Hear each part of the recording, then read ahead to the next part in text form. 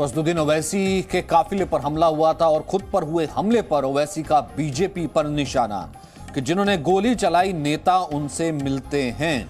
असदुद्दीन ओवैसी ने एक बार फिर से ये राजनीतिक कमेंट दिया है कि जिन लोगों ने गोली चलाई है नेता उनसे मिलते हैं। असदुद्दीन ओवैसी ने कहा है बीजेपी गवर्नमेंट के मंत्री हैं और उनको अपने ही सरकार पर इन्वेस्टिगेशन पर कोई भरोसा नहीं है। एक बात साफ जाहिर होती है। दूसरा ये कि अब बीजेपी को बताना पड़ेगा कि तुष्टीकरण और ध्रुवीकरण या अपीसमेंट की राजनीति कौन कर रहा है।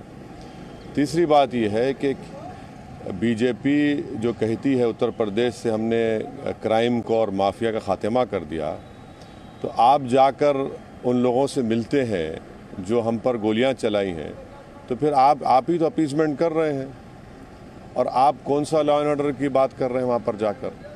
तो ये तीन चीज़ें हैं जिससे बीजेपी एक्सपोज हो जाती है और इसीलिए हमने कहा कि हमको जेड कैटेगरी की सिक्योरिटी नहीं चाहिए, हमको ए कैटेगरी का आप सिटीजन शहरी बनाइए। तो कुल मिलाकर के कहीं ना कहीं उत्तर प्रदेश के चुनावों से या फिर अपीसमेंट पॉलिटिक्स से जोड़ करके जरूर इसे देखा जा सकता है कि आप हमें दोहम दर्जे का नागरिक ना बनाइए, आप हमें पहले नंबर का शहरी बनाइए। जिन्होंने गोली चलाई है नेता जो है वो उनसे मिलते हैं, नेताओं के साथ उनकी तस्वीर आती है। ये कह रहे हैं असदुद्दीन ओवैसी, खुद पर हुए हमले को लेकर के बीजेपी पर निशाना साध रहे हैं कि जिन्होंने गोली चलाई है नेता उनसे मिलते हैं।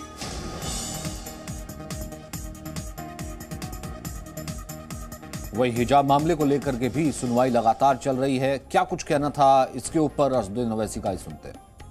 हेमंत बिस्वा का भी कहना है कि इस्लाम जो है हमको बेटर एजुकेशन की बात करता, वो नहीं कहता है कि आप हिजाब। अब देखिए, इस्लाम मुझे सीखना है तो मैं किसी इस्लामिक उलेमा से, स्कॉलर से सीखूंगा ना। मैं इन लोगों से तो इस्लाम नहीं सीखूंगा।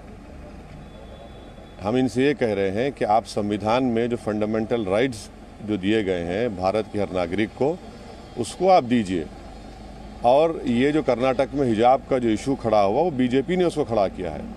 वो 6 लड़कियां तो पहले से हिजाब पहन कर आ रही थी, वो अभी नहीं शुरू किया था उन्होंने। तो अब पहले से आपने उनको खामखा आपने एक रूल बनाया और उनको रोक दिया और वहीं से वो तनाज़ा बीजेपी ने खड़ा किया, कंट्रोवर्सी बीजेपी ने खड़ा की है। और अगर वो कोई लड़की अगर हिजाब या निकाब या दुपट्टा या जीन्स पैंट पहनती है तो इससे इन लोगों को तकलीफ क्यों हो रही है?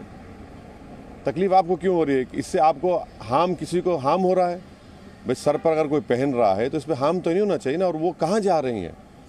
वो एक ऐसी जगह जा रहे हैं जहाँ पर शिक्षा हासिल करने के लिए जा रही हैं, ताकतवर बनने के लिए जा रही हैं, तो आप उनको रोक रहे हैं। तो इससे नरेंद्र मोदी देश के प्रधानमंत्री का स्टेटमेंट एक खोखला साबित होता है जब वो कह रहे हैं कि उत्तर प्रदेश में हमको मुस्लिम महिलाओं ने वोट दिया। अरे भाई, हिमाचल में आपकी सरकार है, वहाँ पर आपने कानून बना दिया। मध्य प्रदेश में आपकी बीजेपी की सरकार है, वहाँ पर कानून बना दिया। कर्नाटक में आपकी सरकार है, तो आप मुस्लिम महिलाओं को उनकी सुरक्षा छोड़िए, उनको तो आप एम्पावर भी करना नहीं चाह रहे, उनको तालीम के जेवर से आरास्ता नहीं देखना चाह रहे हैं।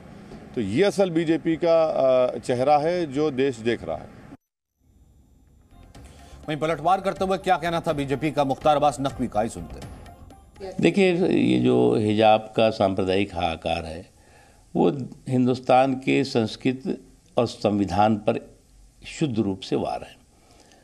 और जो हिजाब का ये सांप्रदायिक हाहाकार करके इस देश की संस्कृति, इस देश के संविधान, इस देश की के संकल्प पर वार करने की कोशिश कर रहे हैं, वो कभी सफल नहीं होंगे। हिजाब पर न कोई रोक है न टोक है। आप जो है वो बाज़ार में हिजाब पहन के जाइए, किसी ने नहीं रोका। उन देशों की तरह नहीं है जिन देशों ने कि सभी जगहों पे रोक दिया, सार्वजनिक स्थलों पे। आप बाज़ार में जाइए, आप सड़क पे जाइए, आप कहीं जाइए, जहाँ पे जो कोड है वो कोड को मानना पड़ेगा। अब उसमें ज़िद अगर आप कर रहे हैं तो ये ज़िद और अकड़ जो है वो मुझे नहीं लगता कि किसी भी समाज के हित में होती है। और कुछ लोग इस पूरे के पूरे मामले में जो लड़कियां हैं उनको शिक्षा से कैसे दूर करो, तालीम से कैसे दूर करो और उनकी तालीम पर किस तरह से तालिबानी ताला लगा दो, ये कोशिश है। और ये कोशिश सफल नहीं होने देना चाहिए, किसी को भी नहीं होने देना चाहिए। मामला कोर्ट में है, कोर्ट जो निर्णय करेगा सभी लोगों को देखना चाहिए। Presenting B News app available on Google Play and App Store. Download it now.